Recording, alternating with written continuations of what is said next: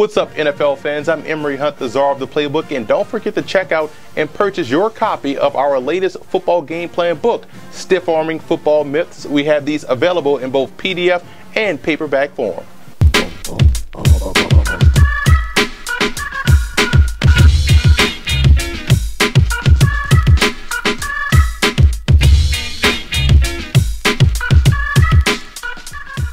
Welcome to footballgameplan.com, where football makes sense. I'm Emory Hunt, the czar of the playbook, bring you my 2015 NFL Draft Prospect Rankings video. We're taking a look at the offensive tackle position. We're going to look at my top 10, some small school prospects, as well as some sleepers that you want to keep an eye on.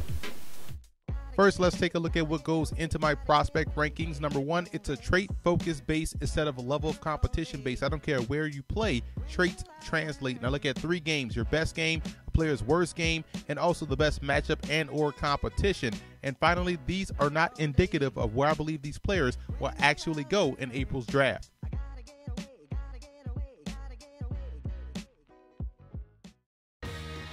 Andrus Peat out of Stanford is my #1 rated offensive tackle prospect in this draft class. He's an early entry as a junior at 6'7", 313 pounds, and he's a guy that gets into his setup quickly. He has a good kick slide and also initiates contact, which I love a lot from an offensive lineman, and he drive blocks very well and also is able to absorb and redirect defenders. Now his base can get too wide at times, causing him to lose balance, and he tends to lunge a little bit in the running game, but overall I think he's a clean prospect and definitely worthy of a first-round grade.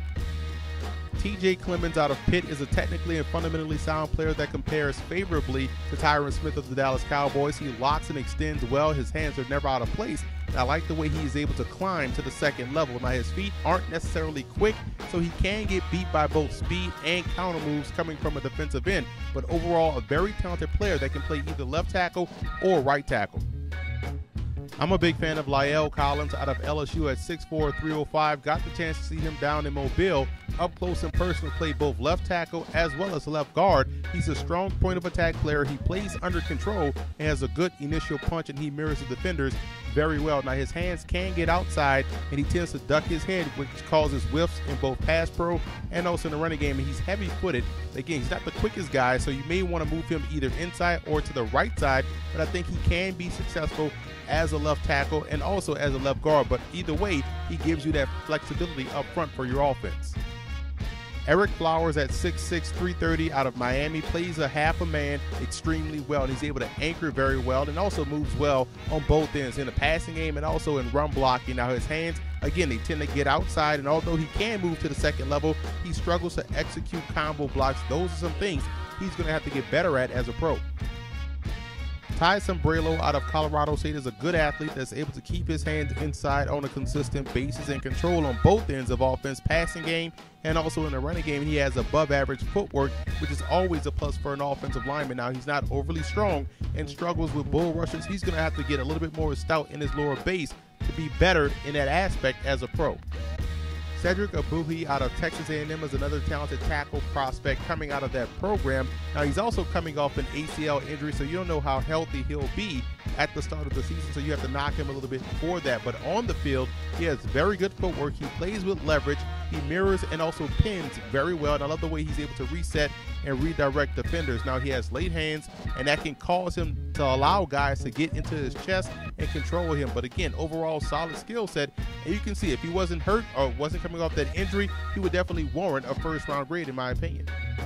Rob Havenstein out of Wisconsin had a very good week of practice down at the Senior Bowl. He has very good pass protection skills. He climbs to the second level very well. He doesn't get beat once he's engaged, and he also understands his limitations, so he tries to win with technique because he struggles to block down off of the ball because of quickness, and he has that marginal lateral quickness. So again, a guy that understands that he may not be as quick, so he has to be technically sound, which is why I like him as a prospect and does a great job on both ends of offense. There's a lot to like about Jake Fisher out of Oregon. He's a very patient player in pass protection. He fires off the football in the running game and also has that great functional strength that you want to see from an offensive lineman. Now, he's not as sudden or as agile as you would like, which causes problems versus quicker opponents, and he also has a marginal kick slide, which I believe are technical flaws, but on the field, his physical attributes definitely translates well to the professional level. Austin Shepard out of Alabama is another talented offensive lineman coming out of that program. He plays the piano very well, which means he's able to pass guys off in pass pro, and also has excellent lateral movement and is able to seal, pin, and reach block effectively. Now, he can get caught chasing and be fooled as far as certain stunts and blitzes are concerned, and he's not overly powerful at the point of attack, but I do believe he does have more than enough skill set to excel as a tackle and at inside at guard at the next level. I like what I see out of Jamon Brown, the prospect out of Louisville. Here's a guy that had an excellent week of practice at the East-West Shrine game this year. He has good athleticism. He's fundamentally and technically sound. He's good on the move and also excels in run blocking as well as in pass protection. Now, he plays way too high, which causes him to lose leverage, power, and also balance. The biggest focus he'll have to have moving forward is playing consistently with leverage, and I think he could really maximize his potential as an NFL player. DJ Humphries out of Florida is a guy that is a great athlete that mirrors very well. He plays with good leverage on both ends of offense, but at times he's very inconsistent with his technique, and he has to learn to finish blocks. I think by him entering this draft as a junior, he has another year of development to go. I think that's going to help him out moving forward, because once he learns how to finish blocks, here's an athletic player that you can play at either tackle spot. I'm a big fan of Brett Boyko out of UNLV, a tremendous athlete, a guy that may even go high in the CFL draft this year. I'm talking about first overall type high because he's a Canadian-born citizen. He has great fundamentals. He doesn't overset or overextend in his setup, and he also mirrors very well. Now, he's not an overly powerful player, and he struggles to reset hands and can get walked back into the quarterback. He's going to have to get stouter, anchor better, and be able to redirect those defenders moving forward. Got the chance to see Teo Fabalugi of TCU up close and personal down at the Senior Bowl as well as the East-West Shrine game. And when you look at his game, he's a mammoth offensive tackle that's strong at the point of attack. He's an excellent drive blocker and has good hand placement for a guy his size. Now, obviously, he's going to struggle with quick defenders, and he has okay lateral movement, and he plays really high. That pad level has to come down if he wants to maximize his talents as a pro.